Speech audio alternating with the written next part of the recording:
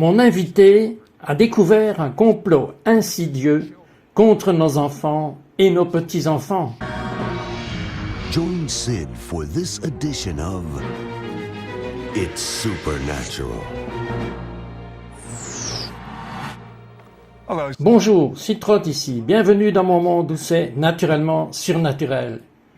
Vous savez, quand Jésus a marché dans la chair, et si vous lisez le Nouveau Testament, vous découvrez qu'un tiers de son ministère chassait les mauvais esprits des gens. Et il n'avait même pas à faire face à des centaines de choses comme nous l'avons aujourd'hui. Il n'avait pas Internet qui est rempli de pornographie et de choses comme ça. Il n'avait pas de films avec des vampires. Et s'il y avait autant d'esprits maléfiques à l'époque, je dois croire qu'ils ont même été multipliés avec tout ce qui se passe dans le monde aujourd'hui. Mon invitée Rebecca Greenwood nous apprend comment identifier le démoniaque et comment apprendre ce qui cause le démoniaque et comment s'en débarrasser et encore mieux, comment lui fermer la porte. Et il n'y a pas de peur là-dedans. En fait, il y a tellement peu de peur à avoir en cela que sa spécialité est d'enseigner cela aux petits-enfants. Mais Rebecca, parlez-moi du rêve que vous avez eu à propos de votre avenir. Eh bien, vous savez, Sid, c'était en 1990. Et en fait, le Seigneur m'a montré ça dans ce rêve, que je me tenais sur une plateforme et il y avait des milliers de personnes qui m'entouraient. Et je touchais leurs mains et toutes ces races différentes, différents groupes de personnes adultes, enfants. Et j'ai demandé au Seigneur, « Mais Seigneur, qu'est-ce que c'est ?» Et il m'a répondu avec une question. Et il a dit, « Rebecca, serais-tu responsable des âmes que je t'ai attribuées ?» Et j'ai prié cette prière, « Seigneur, montre-moi comment. Je ne sais pas comment, mais montre-moi comment. » C'était en 1990. Et ensuite, j'ai été impliqué pour voir les gens obtenir la délivrance, être sauvés dans un ministère de guérison intérieure, voir les gens sortir de leur passé dans la plénitude de la liberté et découvrir leur but et leur destin. Mais il y a un tel déluge de mal qui se passe. Je n'en avais jamais vu autant dans ma vie. Dites-moi quels symptômes les parents devraient rechercher chez les enfants s'il peut s'agir d'une intervention démoniaque ou d'un esprit maléfique. Bien évidemment, si vous commencez à avoir des changements de personnalité drastiques ou même graduels, si un enfant est plein de joie et qu'il devient peureux, s'il commence à se retirer, s'il commence à être attiré par l'envie de regarder des émissions ténébreuses, même avec des enfants, vous verrez même leur garde-robe commencer à changer. Pour les filles, leur maquillage changera, leurs cheveux changeront, et vous allez même commencer à sentir chez vous que vous ne sentez plus cette liberté de relation. Il y aura des tensions qui seront là, et parfois, ils deviendront déprimés. Vous verrez beaucoup de dépression qui commencera à reposer sur un enfant ou un adolescent. Il fera des cauchemars, de mauvais rêves, des cauchemars de terreur nocturne. Quelles sont certaines des portes ouvertes qui permettent l'accès? Il y a beaucoup de portes ouvertes. Cela peut être la forme de divertissement que nous choisissons de permettre à nos enfants et à nos adolescents de regarder ou qu'ils regardent et nous ne le savons pas. Cela peut être Internet. Vous savez que nos enfants sont brillants sur ordinateur et sur Internet. Et nous devons comprendre qu'il y a des portes ouvertes dans lesquelles ils peuvent trébucher, dans les ténèbres. Et vous me disiez qu'il y a maintenant des données scientifiques sur ces jeux vidéo. Certains de ces enfants jouent jour et nuit à ces jeux vidéo, en particulier des jeux violents. Et quand ils ont joué à ces jeux vidéo violents, ce qui se passe, c'est qu'ils croient que la violence devient le moyen de résoudre les problèmes. Ils soupçonnent eux-mêmes que les gens vont être violents envers eux et ils deviennent méfiants. En fait, vous savez, l'une des citations que j'ai mises dans Nous parlons et que nous enseignons est que vous savez qu'un enfant peut devenir vraiment bon à marquer des paniers de basket. Vous savez, si vous vous entraînez des milliers de fois à marquer ce panier, vous savez que vous allez devenir bon. Vous allez bien faire ces paniers. La même chose est vraie si nous nous entraînons des milliers de fois, des heures chaque jour, à tirer sur quelqu'un dans un jeu vidéo violent.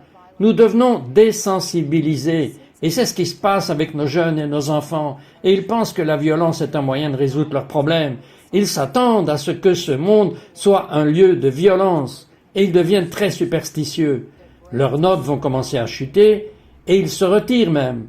Et vous savez que nous assistons à une épidémie de ces flash mobs, ces émeutes éclairs, et vous vous demandez comment cela pourrait-il se produire en Angleterre? Comment cela pourrait-il se produire aux États-Unis?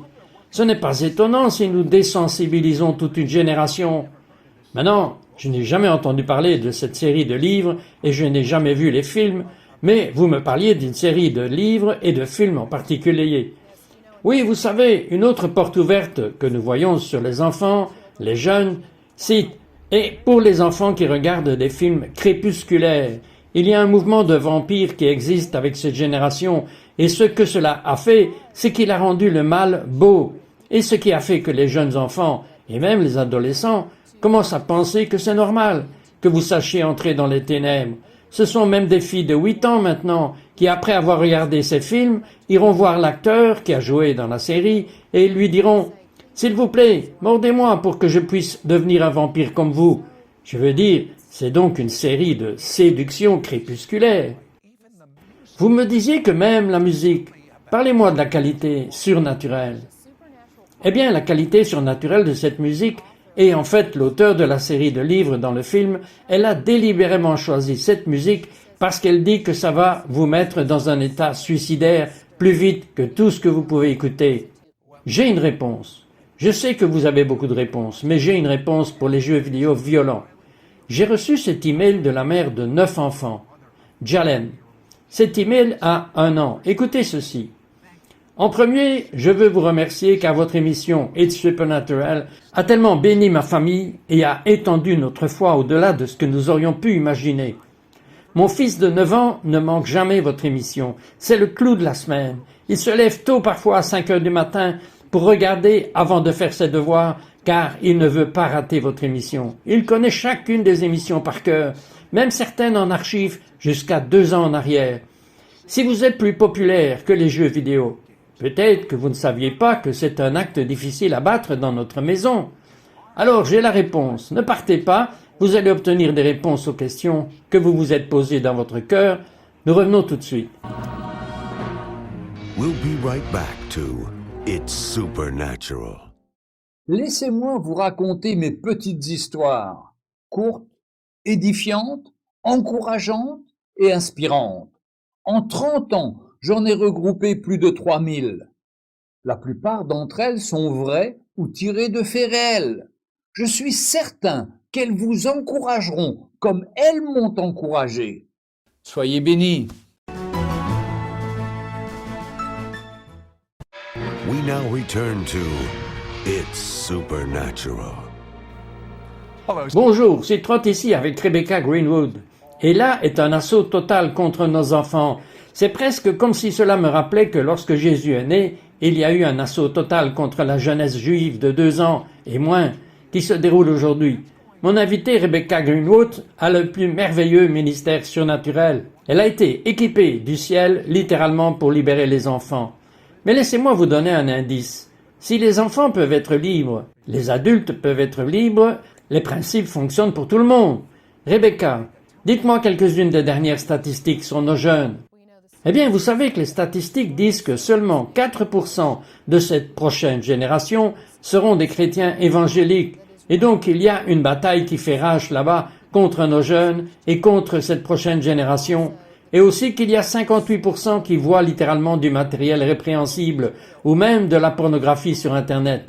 Savez-vous que l'âge de départ d'un enfant pour voir de la pornographie est de 11 ans?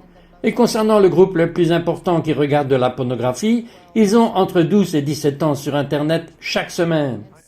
Et je veux dire, quelle séduction! Cela se passe dans notre jeunesse, c'est comme un joueur de flûte appelé le diable, et il a l'ordinateur qui était destiné à faire le bien au départ. Maintenant, que se passe-t-il quand un enfant ouvre une porte comme ça, en voyant de la pornographie? Quand une porte est ouverte, ce qui se passe, c'est alors que l'esprit de séduction ou de perversion s'attachera à cet enfant. Et ensuite, ce qui se passera, c'est que cet enfant aura besoin de liberté et de délivrance. C'est ce qui nous passionne tellement que nous n'avons pas à voir nos enfants et nos adolescents traverser leurs jeunes années tourmentés le week-end.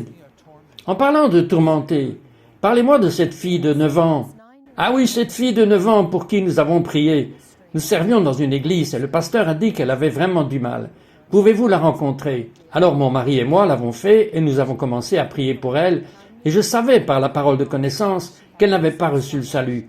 Alors nous avons prié pour elle. Mais la raison pour laquelle ils nous l'ont amenée était parce qu'elle faisait des cauchemars répétés dans la nuit. Et dans ce cauchemar, le serpent venait la mordre à l'estomac, et à partir du moment où elle avait fait ce premier rêve, elle vivait littéralement dans une douleur chronique. Il l'avait emmenée chez le médecin et avait passé tous les tests médicaux. Ils ne pouvaient rien trouver de mal avec elle, et donc ils avaient prié pour elle.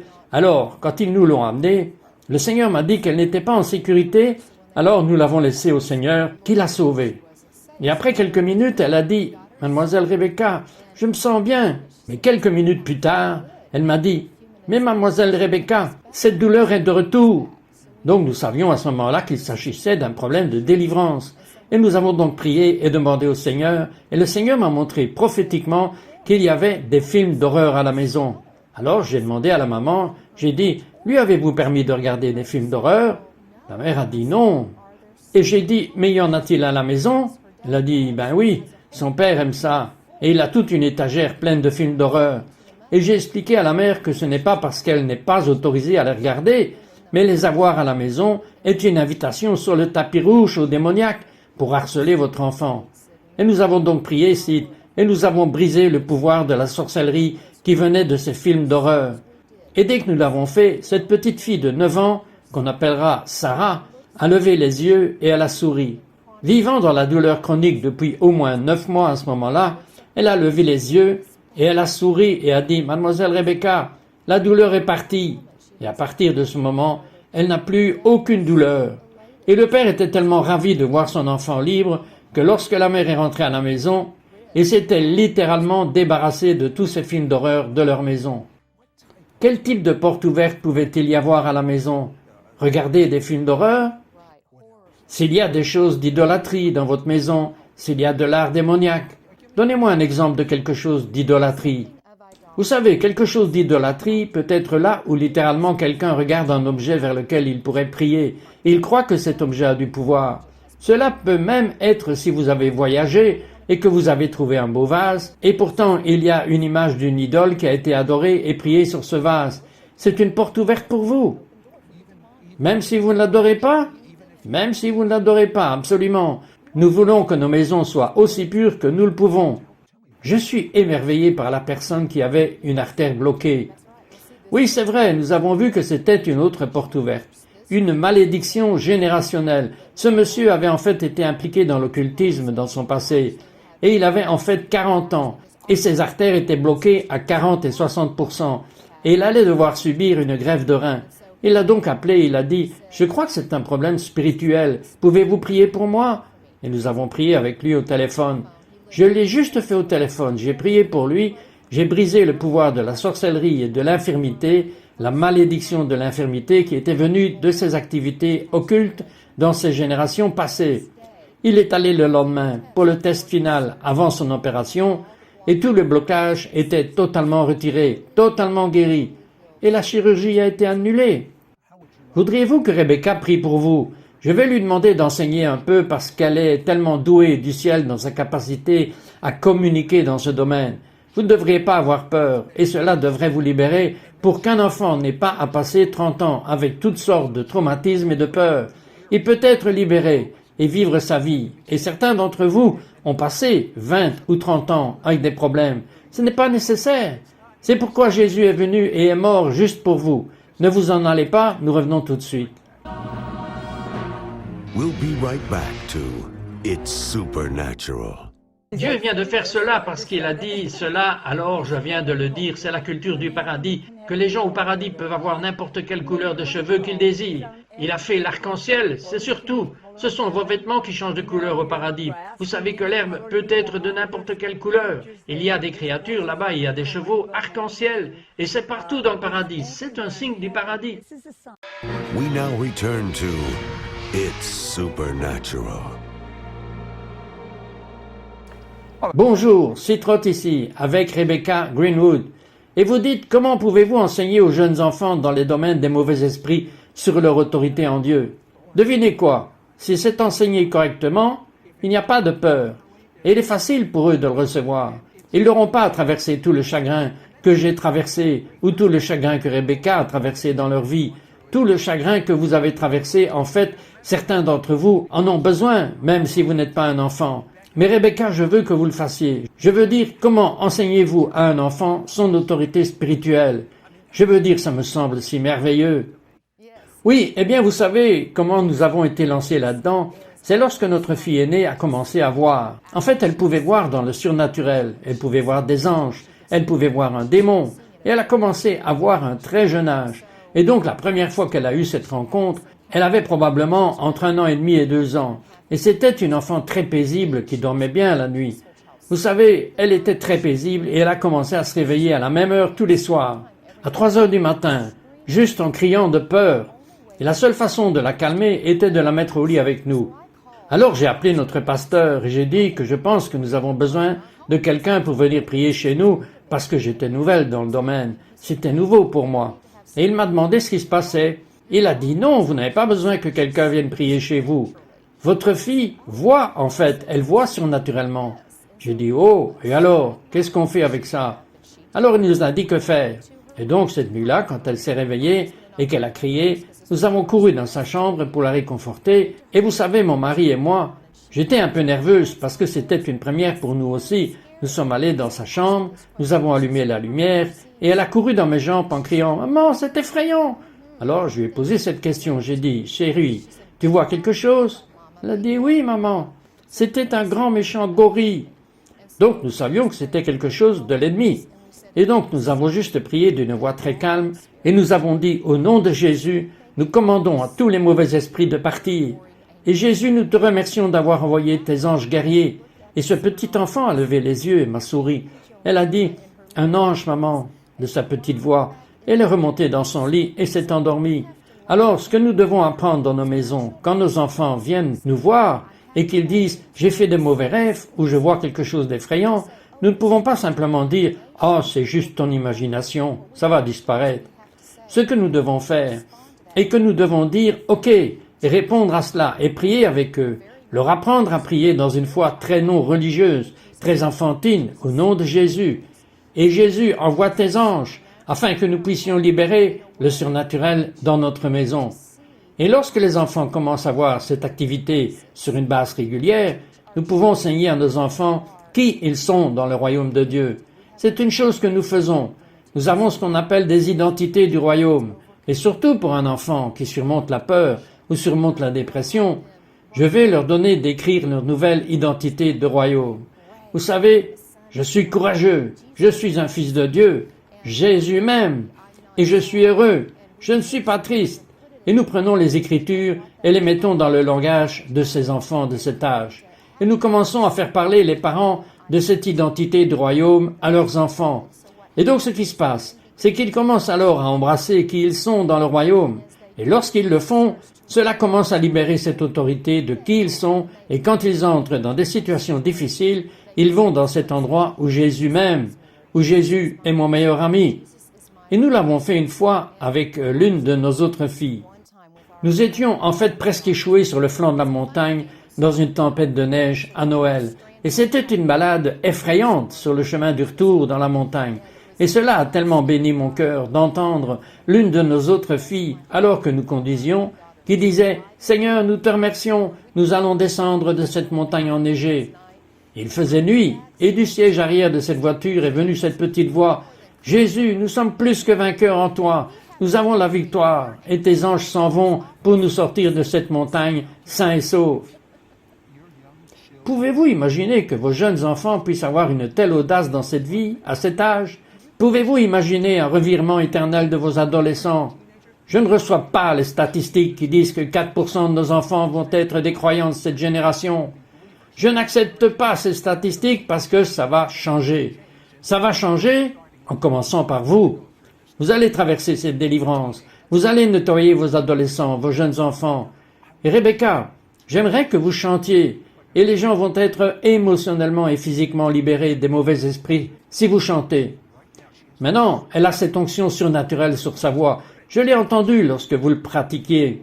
Amen. Donc pendant que je chante, je veux que vous permettiez à l'amour du Seigneur de toucher votre cœur et d'aller dans ces endroits, même de traumatisme pour vous les adultes que je vois en ce moment, et laissez cet amour toucher cet endroit.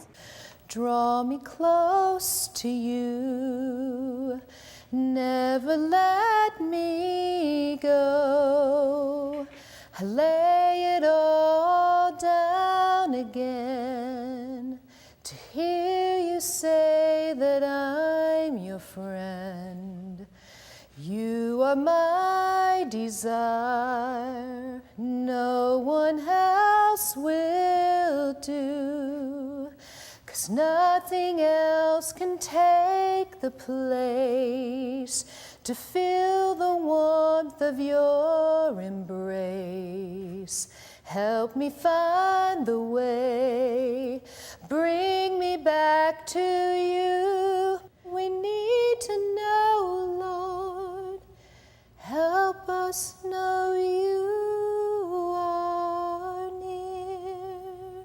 En ce moment, il y a une mère, et vous avez spécifiquement insisté pour votre fils. Et je crois que votre fils a environ 17 à 18 ans. Et même lorsque nous parlions de cette série Twilight, votre fils a vu ces films et ce mouvement de vampires. Alors en ce moment, nous parlons juste à cette mère pour que sa foi augmente. Et là où il y a eu un espoir différé et du découragement, nous rompons cela. Et en ce moment, nous parlons et nous appelons ce jeune garçon qui est pris au piège dans la séduction de ce mouvement de vampires. Nous brisons tous les attachements à la sorcellerie et à un esprit antéchrist et un esprit séducteur qui accompagne ce mouvement de vampires. Et nous brisons chaque mensonge de tromperie qui est venu contre ce jeune homme. Et nous coupons ce pouvoir maintenant au nom de Jésus. Et en fait, il y a une autre jeune femme. Vous avez la vingtaine et vous regardez cette émission et vous avez été totalement déprimé que vous vous êtes coupé. Et en fait, vous avez prié ce matin cette prière. Jésus, j'ai besoin de ton aide. Et quand j'allume cette émission, Seigneur, laisse-moi avoir la réponse. Alors en ce moment, chaque traumatisme que vous avez eu dans vos premières années d'abus, je brise la puissance du traumatisme en ce moment au nom de Jésus. Je proclame l'amour guérisseur de Jésus qui ira dans tous ces endroits où vous avez été abusés et où il y a cette dépression et cette lourdeur. Je commande à la dépression et à la lourdeur de partir maintenant au nom de Jésus et que l'amour de Jésus coule sur vous du haut de votre tête jusqu'à vos pieds. Aujourd'hui est votre jour de liberté. Vous savez, Rebecca, quand j'avais 30 ans, Jésus s'est révélé à moi et il y a eu une telle transformation instantanée qui s'est produite que personne ne pouvait le nier. Mes parents juifs ne voulaient pas croire en Jésus, mais ils ne pouvaient pas nier la transformation radicale qui s'était produite en moi. Et ma foi dit que vous allez avoir l'amen de vos enfants. Tout sera différent chez eux, alors qu'ils errent dans les mauvais chemins, qu'ils regardent les mauvaises choses sur Internet. En ce moment, ils ont les tatouages qu'ils veulent, les boucles d'oreilles, le métal, partout sur eux-mêmes. Ils vont être des leaders dans la justice. C'est ce que dit ma foi, parce que je connais Jésus. Et vous allez connaître Jésus, et vos enfants vont connaître Jésus. Et il va être le Seigneur de tout. C'est ce que je confesse sur vous, parce que c'est votre moment.